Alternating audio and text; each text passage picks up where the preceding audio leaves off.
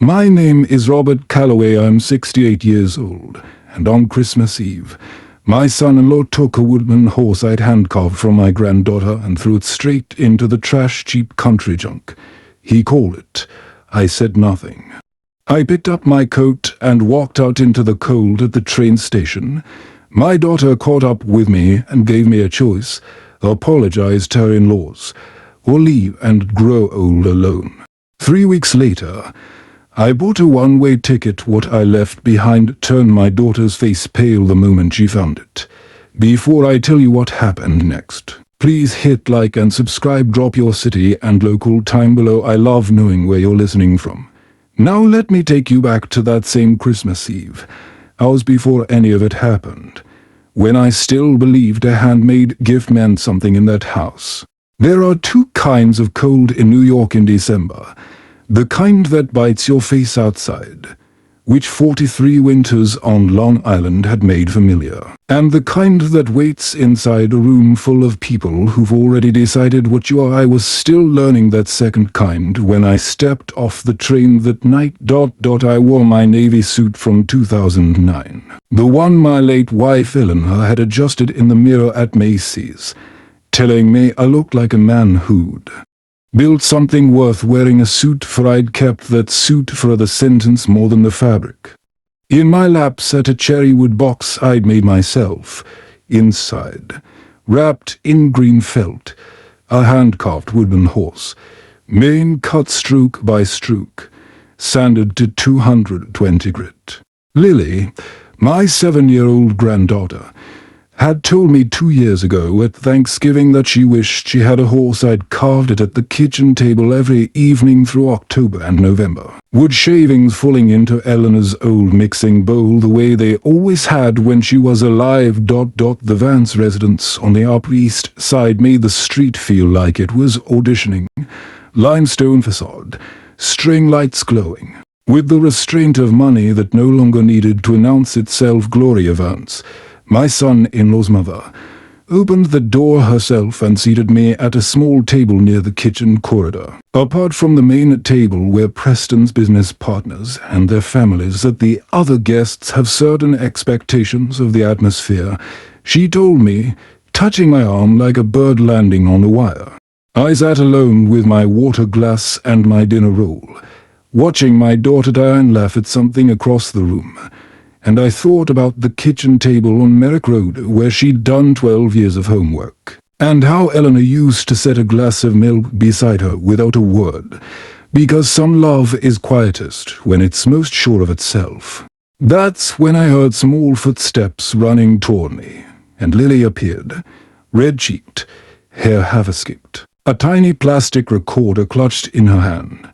Calling herself a reporter, ready to catch important things, Lily sat with me for 20 minutes at that small table, narrating the party into a recorder with total seriousness. The soup was too salty. The woman by the fireplace laughed like a sea lion. I laughed harder than I had in months. I showed her a photograph of Eleanor I'd been carrying since September. Laughing in the summer light on our front steps, Lily studied it the way children study things that matter, and told me quietly that she remembered Eleanor's soft hands, that she missed her even though they'd only met twice. Missing someone isn't about how many times you met them. I told her it's about what they left in the room when they were there. That's when Preston appeared behind us. He looked at the photograph the way he looked at anything that didn't belong to his world. Brief, dismissive, and handed it to a passing waiter to be taken to the back. It vanished into the crowd before I could speak. Lily's face went rigid, then wide-eyed with the specific devastation of a child who's just learned adults are allowed to do something like that. I held her, told her it wasn't her fault, and she tucked her still-running recorder into my breast pocket for safekeeping before a nanny came to collect her for her bath.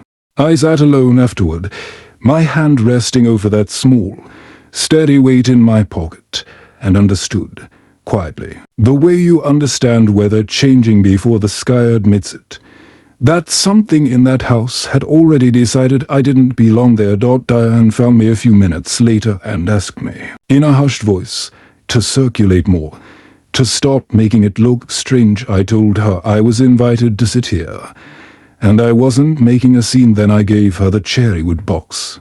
She opened it slowly, recognizing the horse with something close to muscle memory. "You made this," she said, "every evening."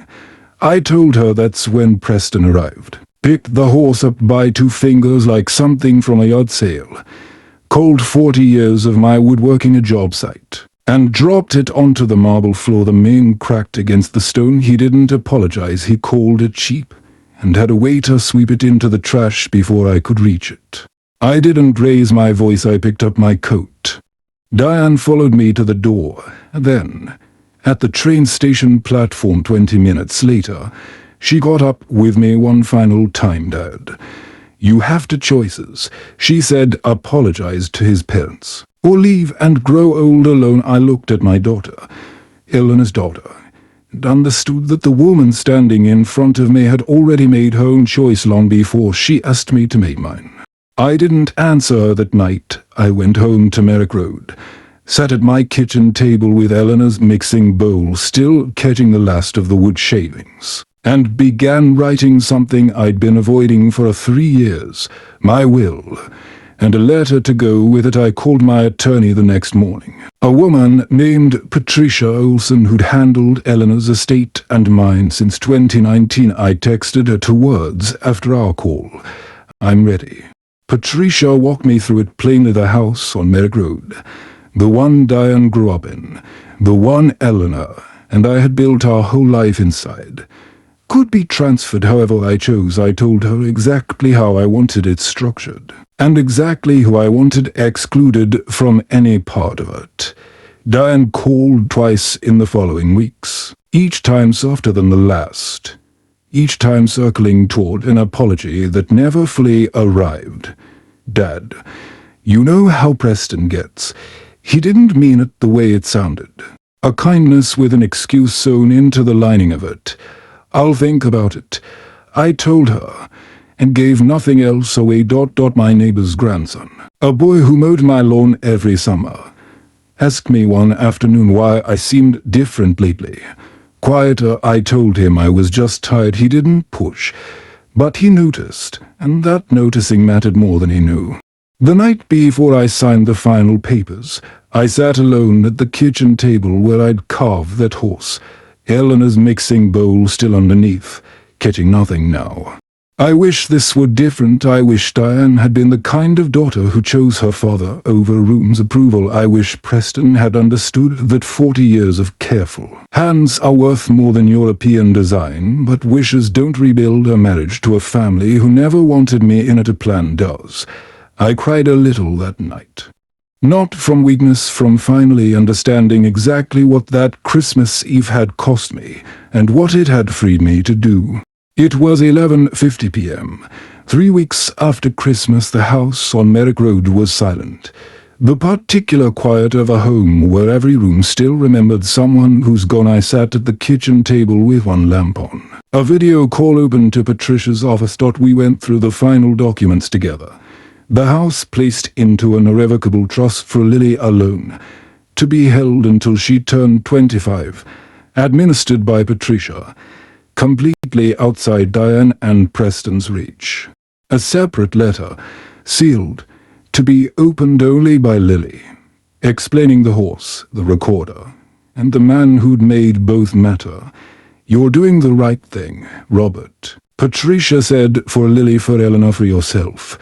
I signed at 12:03 a.m.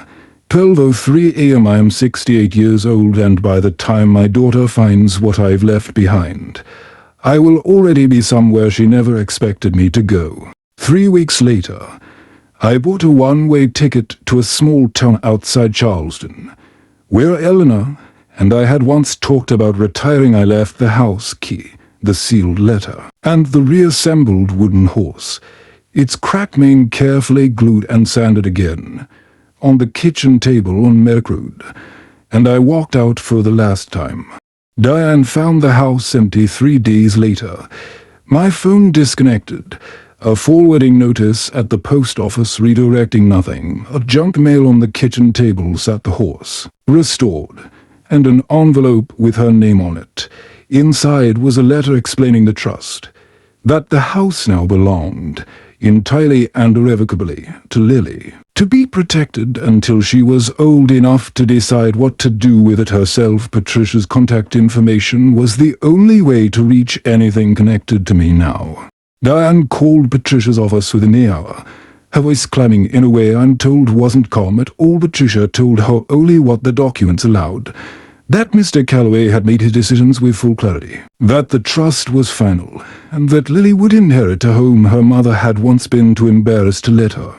Grandfather sit at the main table for a dot. Diane looked, Patricia told me later, like she was still expecting the man she'd left at that train station platform, the one who'd apologize eventually, the one who always came back. I hadn't been that man in weeks.